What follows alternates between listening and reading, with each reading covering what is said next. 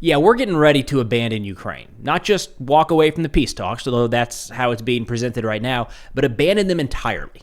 Like, I would not be surprised if sometime in the next couple weeks we find out that we are completely shutting off any future military or financial aid, no more intelligence sharing, all of that.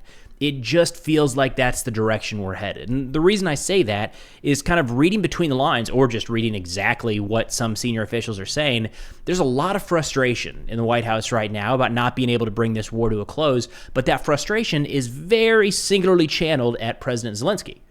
Putin over in Russia has somehow avoided a lot of the blame so far. I mean, to kind of summarize that perfectly, here's a clip from White House Press Secretary Caroline Leavitt earlier today. And in order to make a good deal, both sides have to walk away a little bit unhappy. And unfortunately, President Zelensky has been trying to litigate this peace negotiation in the press. And that's unacceptable to the president. These should be closed-door negotiations. The president's national security team, his advisors, have exuded significant time, energy, and effort to try to bring this war to an end. The American taxpayer has funded billions of dollars in this effort. And enough is enough. The president's frustrated. His patience is running very thin. He wants to do what's right for the world. He wants to see peace. He wants to see the killing stopped. But you need both sides of the war willing to do that. And unfortunately, President Zelensky seems to be moving in the wrong direction.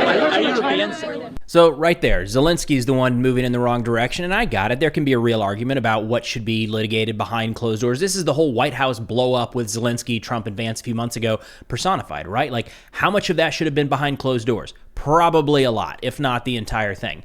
But is the litigating in public really the bigger issue than Russia slinging missiles at civilian areas in Ukraine?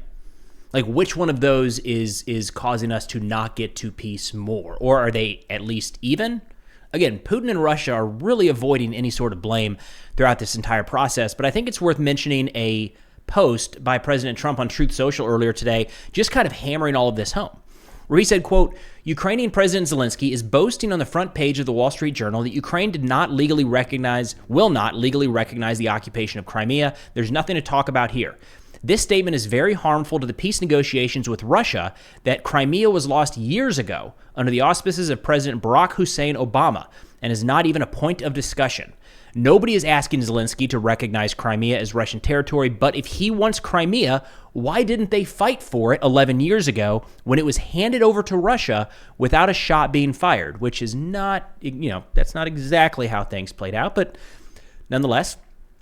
They say the area also houses, for many years before the Obama handover, major Russian submarine bases. It's inflammatory statements like Zelensky's that make it so difficult to settle this war. He has nothing to boast about. The situation in Ukraine is dire. He can have peace or he can fight for another 3 years before losing the whole country. I have nothing to do with Russia, but have so much to do with wanting to save, on average, 5,000 Russian and Ukrainian soldiers a week who are dying for no reason whatsoever. The statement made by Zelensky today will do nothing but prolong the killing field, and nobody wants that. We're very close to a deal, but the man with no cards to play should now, finally, get it done. I look forward to being able to help Ukraine and Russia get out of the complete and total mess that never would have started if I were president. So again, we don't really have to read between the lines there. Trump's frustration, saying the reason that this thing is not being brought to a close is Zelensky or Obama. To a degree, Barack Hussein Obama, to be specific.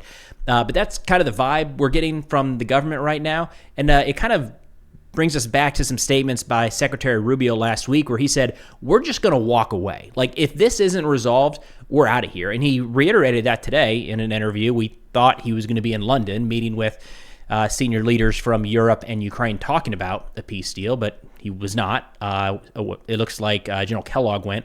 But instead, we have this interview segment here, a couple segments from Secretary Rubio. Let's give that a listen. So what I would say we're involved in is understanding what is the Russian position. We have a better understanding of that now because we've actually spoken to them after 3 years of not speaking to them. What is the Ukrainian position? And figure out, are these guys even in the same neighborhood? Because if they're in completely different zip codes, then we may have to conclude that they're so far apart that peace is impossible at this time. We've done our best. We've put a lot of time and energy at the highest levels of our government. We'll continue to be willing to do so as long as there's a realistic path forward. If at some point we determine that we're just too far apart and not enough movement is happening, we may need to move on to other priorities because there are a lot of important things happening in the world. This is not our war. We didn't start this war. We're trying to help everybody end it. Look, credit where credit's due. I actually think that it's a good move to engage with leaders all around the world, even if we don't like them, especially if we don't like them. This is something the first Trump administration caught some flack for when he met with Kim Jong-un and went into North Korea as well, which was quite the move. I think that's what we should be doing. And I understand there's some arguments against it, but I think that's a good step that the administration has taken here, engaging with Russia about finding an end to the war. We might not find any middle ground. That might be what comes out of this, but personally, I think there's more to be gained by having some sort of communication than shutting it off entirely. But there you have Rubio saying, like, this has got to happen fast or we're out of here. And it's something that was echoed by General Kellogg just a couple days ago. Here you go. His words are hard, but they were supposed to be hard because we're tired of what's happening. We've got too many other issues in the world that the United States must be involved in, and this war has gone on way too long. Maybe this is nitpicking on my part, but it's a little bit frustrating when I hear people say, oh, this war has just gone on too long, as though Ukraine wants it to continue going or that they want to continue having to defend their homeland. There is, again, we should be clear here that if anybody really wanted this war to end today, there's only one country that has that ability, and it's Russia. They could stop fighting and they could leave Ukraine, and the war would be over. If Ukraine stops fighting, they're going to lose their country. So, I don't know. It doesn't sit right with me presenting it as, these guys, they just won't stop. They just want to keep going. Russia wants to keep going by everything we can tell. There's no indication that Ukraine wants this war to continue. They just don't want to lose their country. But let's head over to Vice President Vance, who answered some questions on the tarmac today where he said, somebody has to say yes here or we're going to walk away, which I think misrepresents a little bit what has actually happened in recent weeks. But first, let's give that a listen. Well, I'm going to echo something Secretary Rubio said, which is, look, we've issued a very explicit proposal to both the Russians and the Ukrainians, and it's time for them to either say yes or for the United States to walk away from this process. We've engaged in an extraordinary amount of diplomacy, of on-the-ground work. We've really tried to understand things from the perspective of both the Ukrainians and the Russians. What do Ukrainians care the most about? What do the Russians care the most about? And I think that we've put together a very fair proposal. We're going to see if the Europeans, the Russians, and the Ukrainians are ultimately able to get this thing over the finish line. Again, I feel pretty optimistic about it. I think everybody has been negotiating in good faith, but it's now time, I think, to take, if not the final step, one of the final steps, which is at a broad level, the parties saying, we're going to stop the killing, we're going to freeze the territorial lines at some level close to where they are today, and we're going to actually put in place the kind of long-term diplomatic settlement that hopefully will lead to long-term peace. So just to be clear, in terms of the proposals and who has said yes and who has said no in recent weeks, Ukraine has said yes 2.5 times out of 2 proposals. See if I can thread this needle. So there was one proposal that the United States put out there, total 30-day ceasefire, just stop for 30 days. Ukraine said, great, we're in. And Russia said, yeah. Also, no more military recruiting for Ukraine. They have to pause that. Also, no intelligence sharing with Western countries, and all arms shipments have to stop coming into Ukraine. And that wasn't on the table. So again, Ukraine agreed. Russia did not. A few days later, about a week later, this Black Sea and civilian infrastructure ceasefire was on the table, or civilian energy infrastructure, I should say. Again, Ukraine said, great, we're in. Let's do this. And immediately, Russia actually launched attacks into Ukraine and said, maybe, but only if all of these sanctions that were layered on by the United States and Europe are pulled first. Then maybe we'll consider it. So 2 out of 2 times, you have Ukraine saying yes, and Russia saying, we just need a lot more out of this. So the impediment there is Russia is the impediment there. I don't know how else to look at that. And then just a couple days ago, we had Russia put up this kind of phony 24-hour Easter ceasefire that they violated almost immediately and almost 3,000 times throughout the course of the day. It wasn't real at all. But Zelensky followed that up by saying, hey, Russia, if you want to talk ceasefires, how about 30 days starting now? The only thing we're going to say is do not use drones and missiles to strike civilian infrastructure. What do you say to that? We're on board. Let's do it. And Russia said, we just got to look. We got to look into this for a while, and I don't know. And of course, since then, there's been strikes against civilian infrastructure. So that one's off the table.